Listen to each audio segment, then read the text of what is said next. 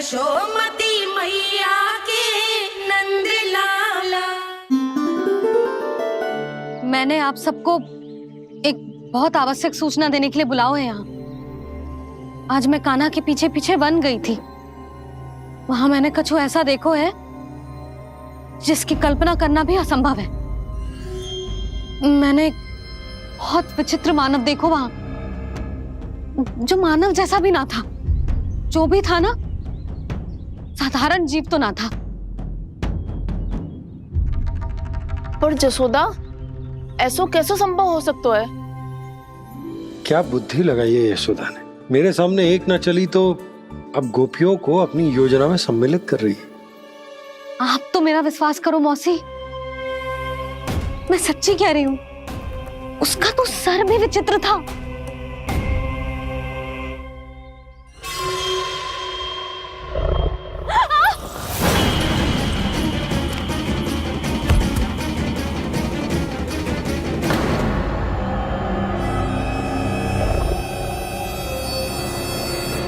मैं असुर ना हूं रानी भाभी, मैं तो बंसी हूं। बंसी, तू यहाँ क्या कर रहा है? रानी भाभी, कान्हा ने ये पोटली और मटकी देके भेजो है ताकि आपको पता चल जाए कि उन लोगों ने भोजन कर लिया है और वो सब सुरक्षित भी है। तू उन्हें अकेला छोड़ के यहाँ आ गया है और ये भी कह रहे हो कि वो सुरक्षित है। इतनी भी क्या शीघ्रता है वत्सासुर? ये जाल है, इसका छल है, पर मैं इसके बहकावे में नहीं आऊंगा।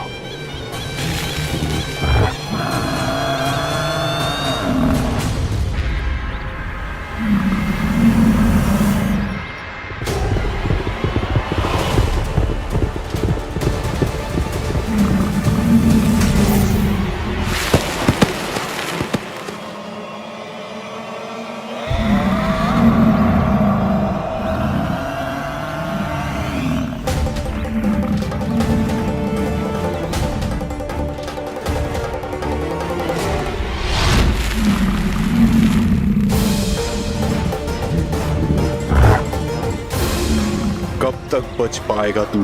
और स्वयं बच भी गया तो इन बालकों के प्राणों की रक्षा कैसे करेगा? यदि तू अपनी हार स्वीकार नहीं करेगा तो इन सबको अपने पांव के नीचे कुचल दूंगा मैं।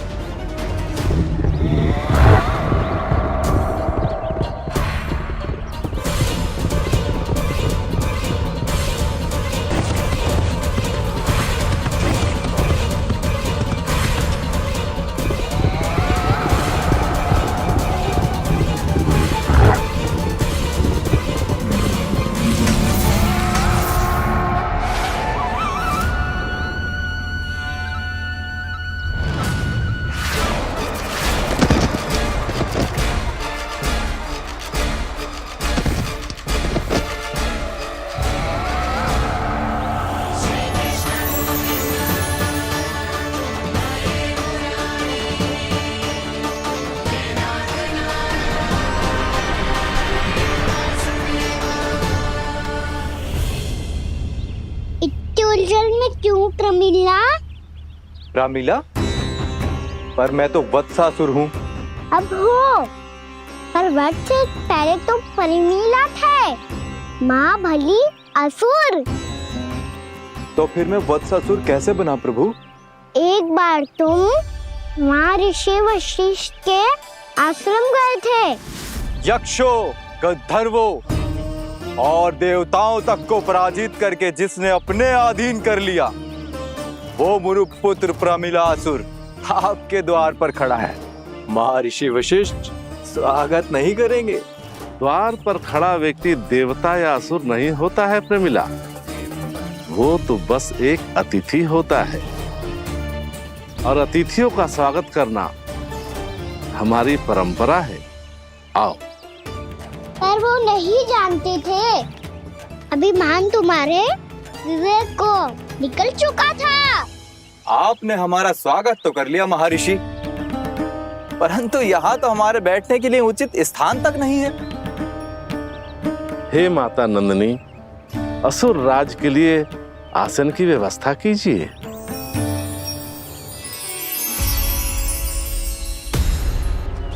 विराजिए असुरराज।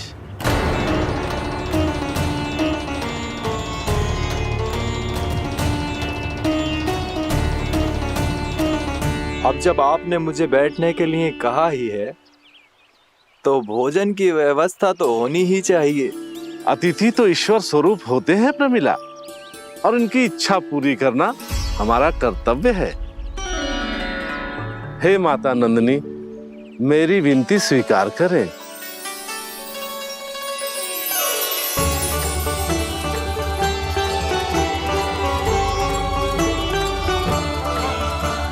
आरंभ करो प्रमिला। ये तो बहुत ही चमत्कारी गाय है, किसी भी मूल्य पर इसे प्राप्त करना ही होगा मुझे। फिर तुमने ऋषि वशिष्ठ से नंदिनी को पाने की योजना बनाई और कुछ ही दिन के बाद ब्राह्मण का रूप लेकर उनके आश्रम पहुंच गए। कहिए ब्राह्मण देव, मैं आपकी क्या सेवा कर सकता हूँ? महर्षि वशिष्ठ के आश्रम आया हूँ। रिक्त हाथ वापस लौटना तो संभव ही नहीं है। ईश्वर की कृपा से आपके मन में जो है वो सब मिलेगा। अपनी इच्छा प्रकट कीजिए ब्राह्मण देव। तो महर्षि, ये गाय मुझे दान में दे दीजिए। गाय मुझे दान में दे दीजिए। किस सोच विचार में पड़ गए महर्षि? क्या आप ब्राह्मण की इच्छा पूरी किए बिना ही उसे आश्रम से लौटा देंगे? किंतु इस ढोंगी के कुचक्र में मत फंसिए महर्षि। ये ब्राह्मण नहीं, असुर प्रमीला है, जो छल में मुझे आपसे छीनने आया है। छल? मेरे साथ छल करता है दुष्ट? तुझे इस कपट का दंड अवश्य मिलेगा। माता नंदिनी, इसके कुकर्म का फल दीजिए। तूने एक दिव्य गाय को पाने के लोभ में अपना वेश बदला था। अब मैं तुझे श्राप देती हूँ, तेरा वेश सदा सदा के लिए बदल जाएगा। इसी क्षण से गाय का बछड़ा अर्थात वत्स बन जाएगा तू वत्सासुर, बन जाएगा तू वत्सासुर। ये क्या हो रहा है मुझे?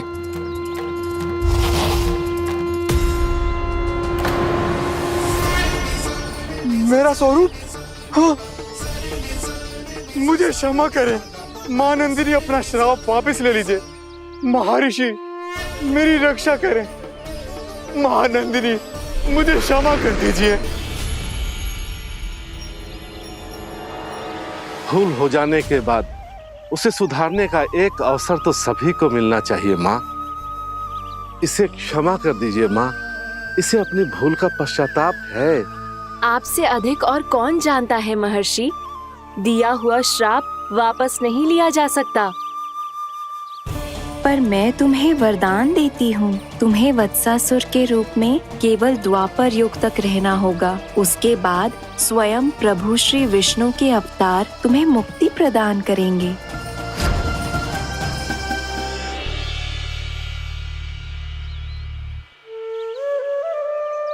मुझ जैसे मूर्ख अभिमानी दुष्ट को भी आपने मुक्ति प्रदान की प्रभु।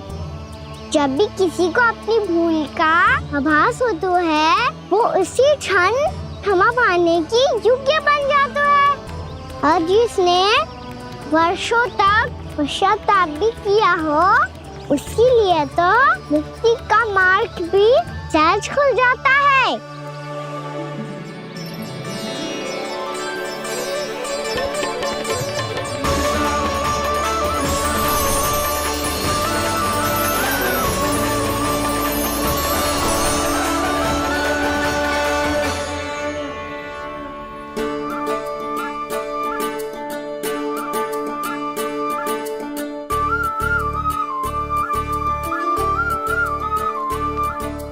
यशोदा,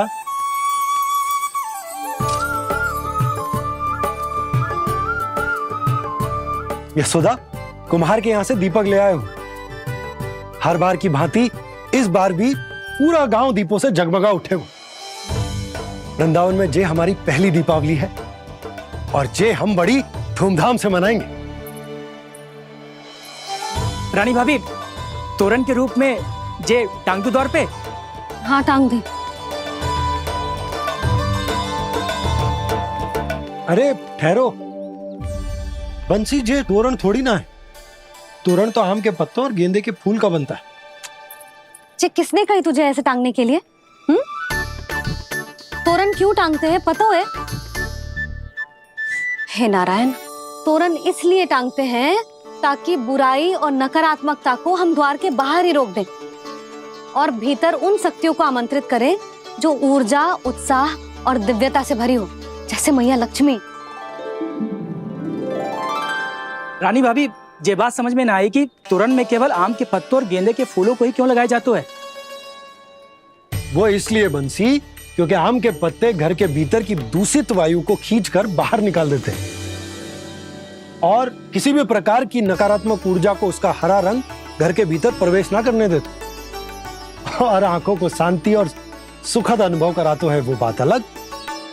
इसी प्रकार से गेंदे के फूल भी किसी भी प्रकार की नकारात्मक ऊर्जा को घर के भीतर प्रवेश ना करने देते और उनकी गंध से कीड़े मकोड़े भी घर से दूर ही रहते।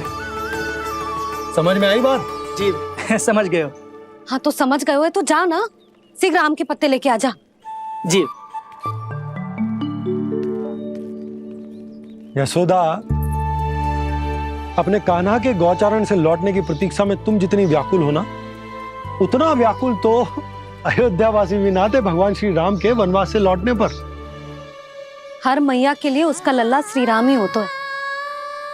अच्छा एक बात बताओ, तुम अपने श्री राम, मेरा अर्थ है कि तुम्हारे लल्ला की प्रतीक्षा ऐसे ही भूखे प्यासे खड़े रहकर इस द्वार पर करने वाली हो क्या?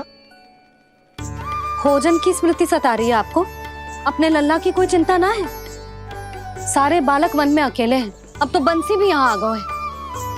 नारायण ही रक्षा करे उन सबकी, कहीं कोई अनहोनी ना हो जाए। इतने घने वन में कहीं कोई पशु या कोई राक्षस आ गो तो? अभी तो कह रही थी कि तुम्हारा लल्ला श्री राम है। श्री राम तो 14 बरस का वनवास काटकर सुरक्षित अपने घर लौट आए थे। तुम्हारा लल्ला तो सवेरे गया है गौचरण को, गोधूली के पहले वापस आ जाएगा। चिंता मती करो यशोदा, अकेले रहकर सब संभालेगो तभी तो हर परिस्थिति का सामना अच्छे से कर पाएगो।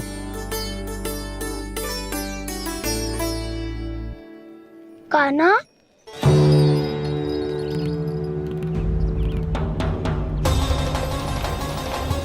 अब की बार तो पूरा फंस गया। अब इस स्थिति को कैसे संभालूं? जी कैसे हो? जी वच तो हमारो ना है। जी वच तो है ही ना। जी तो एक बहुत भयानक राक्षस लग रहा है। राक्षस? सच्ची बता कान्हा, जे तूने तो ना कियो? ठहर जा कान्हा, हम घर लौट जाएंगे। अब पहरा देने की मेरी बारी है। आप जाओ और विश्राम करो। वन में आने से लेकर अब तक जो भी हुआ है सब तुम्हारी योजना का ही भाग है और अब ये भी तुमने ही किया है ना कान्हा? मुझे आप नहीं पहचानोगे तो और कौन पहचानेगा दाऊ? पर अब समझ ही गए हो तो बस देखते ही मत रहो, सईठा भी करो, स्मरण करो क्या है मेरा सत्य। स्मरण करो? मैं कौन? बोल कान्हा, सत्य बता। तू नहीं करो अजय? इतना बड़ा वत्स, बल्कि वत्स भी नहीं, इतना बड़ा राक्षस और इतना छोटा सा कान्हा। उज्जवल अपने बड़बोलेपन में कुछ भी बोलने लगते हो तुम। भला कान्हा में इतनी शक्ति कहाँ जो इतने बड़े राक्षस की ये दशा कर पाए? तो फिर ये किसने करो जे? ये कार्य तो बस श्री नारायण ही कर सकते हैं, है ना कान्हा? इतनी क्षमता तो उन्हीं में हो सकती है। For more updates, subscribe to our channel, click the show links and enjoy watching the videos.